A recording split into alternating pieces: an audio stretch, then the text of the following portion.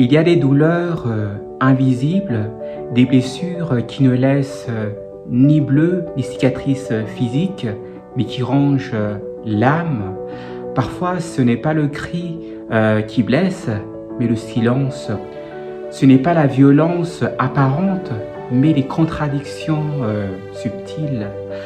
Un jour, tout semble lumineux, le lendemain, tout s'effondre. Ce cycle confus, déroutant, vous l'avez peut-être vécu auprès d'un pervers narcissique.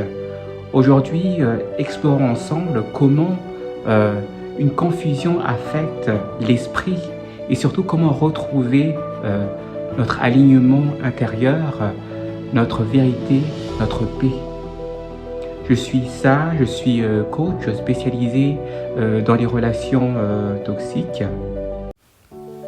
La confusion comme stratégie. Le pervers narcissique ne frappe pas au hasard. Il agit avec méthode, souvent de manière inconsciente, parfois avec une froide lucidité. Sa stratégie, instaurer un climat émotionnel instable. Il souffle le chaud, puis le froid. Il vous valorise, puis vous humilie. Il vous écoute avec tendresse, puis vous accuse d'égoïsme. Ce jeu de contradictions constantes n'est pas anodin. Il vise à vous désorienter, à vous faire douter de votre intuition, de votre mémoire, de votre perception. Petit à petit, votre mental cherche des repères en vain. Dans ce chaos, c'est lui, le manipulateur, qui devient votre unique boussole, mais c'est une boussole faussée.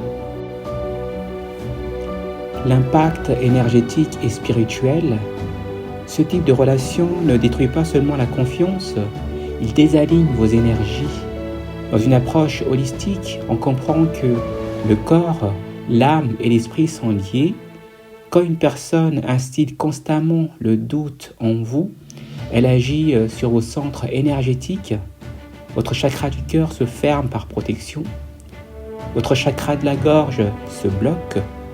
Vous n'osez plus exprimer ce que vous ressentez. Et le chakra coronal, connecté à votre intuition et à votre guidance supérieure, devient embrouillé. Vous perdez le lien avec votre être profond, à votre vérité intérieure. Mais attention, ce lien n'est jamais coupé. Il est simplement voilé, comme le soleil derrière les nuages. Pourquoi on doute et pourquoi c'est normal ? Dans ces relations toxiques, la victime se demande souvent pourquoi je doute autant de moi ? Suis-je trop sensible ? Trop compliqué ? Mais en réalité, ce doute est le résultat d'une dissonance cognitive profonde. D'un côté, votre cœur sent que quelque chose cloche. De l'autre personne vous dit que tout va bien, que c'est vous le problème. Ce tiraillement provoque un choc énergétique et spirituel. Le doute devient alors un mécanisme de survie.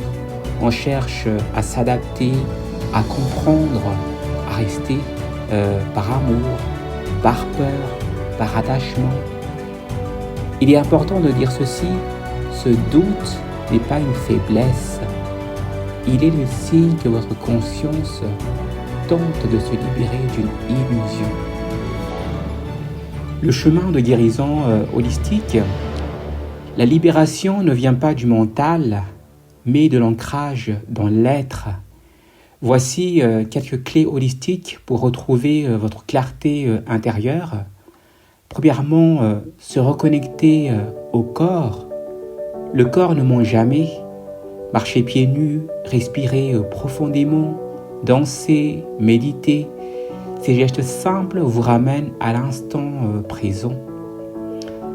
Deuxièmement, la méditation. Méditation sur la vérité intérieure, votre vérité intérieure. Asseyez-vous en silence. Posez-vous cette question à votre cœur. Qu'est-ce que je ressens vraiment ? Pas ce que l'autre vous dit, mais ce que vous ressentez. Votre âme vous parle. mais elle a besoin d'espace pour se faire entendre. Puis troisièmement, un nettoyage énergétique. Laisser partir les énergies de confusion.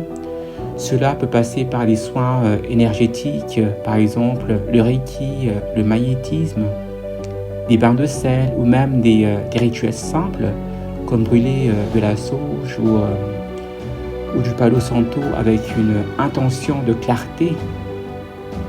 Puis quatrièmement, écrire pour se réaligner. Tenez un journal, notez vos ressentis chaque jour. Le doute s'efface quand la vérité est nommée. Cinquièmement, s'entourer d'âmes conscientes. Un regard bienveillant peut suffire à briser le brouillard. Trouvez une personne, un thérapeute, un groupe qui vous ramène à la lumière, à votre lumière. Une invitation à l'éveil. Ce que vous vivez n'est pas une fin, c'est une initiation, un appel à l'éveil. Les pervers narcissiques, à leur manière tordue, nous confrontent à nos blessures, les 5 blessures de l'âme. À ce sujet, je vous invite à regarder ma vidéo sur les blessures de l'âme. Et le pervers narcissique nous confronte également aussi à notre force, à notre capacité à dire non, à nous choisir. Et c'est là la plus grande leçon spirituelle, revenir à soi, s'aimer dans la tempête et se rappeler que notre lumière ne dépend que de personne.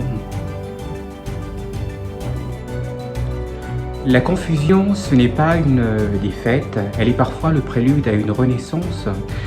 Si vous avez reconnu des parts de vous dans ces mots, prenez une profonde respiration et dites-vous ceci, je suis en chemin, je suis guidé, je suis libre. Merci d'avoir pris ce temps pour vous. Votre conscience s'élève et avec elle votre vérité. Si cette vidéo vous a parlé, abonnez-vous. Je publie régulièrement des contenus pour guérir, comprendre et guérir. Et surtout, partager cette lumière avec quelqu'un qui traverse encore l'ombre. À bientôt.